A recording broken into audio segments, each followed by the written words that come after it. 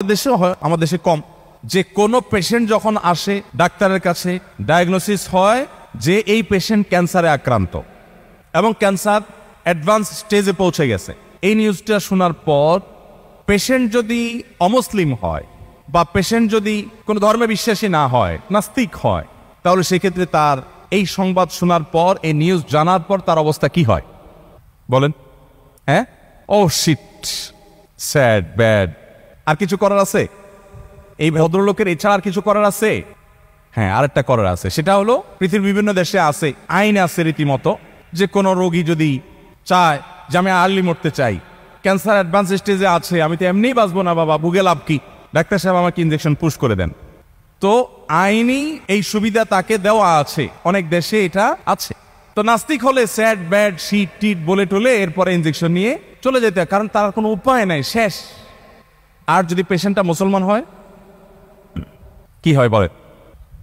ওই ডাক্তার বলছিলেন যে ভাই, আমার ওই পেশেন্টটা যখন তাকে বলা হয় যে আপনি তো ক্যান্সারে আক্রান্ত, অ্যাডভান্স স্টেজে আছেন, ভদ্রলোক যদি মুসলমান হন তো সাথে সাথে উল্টাপাল্টা যত লাইন গার্ড ছিল সব বন্ধ টন্ধ করে একদম সুইচের মতো সোজা হয়ে যায়, মসজিদে যাওয়া ধরে, নামাজ কালাম পড়া ধরে, জমজমের পানি কোথায় বিক্রি হয় যত টাকা দিয়ে লাগে কিনে এনে খেতে শুরু করে, আজোয়া খেজুর খাওয়া শুরু করে, কালো জিরা খাওয়া শুরু করে, মধু খাওয়া শুরু করে দেয়, এবং জানে যে এগুলাতে শেফা আছে।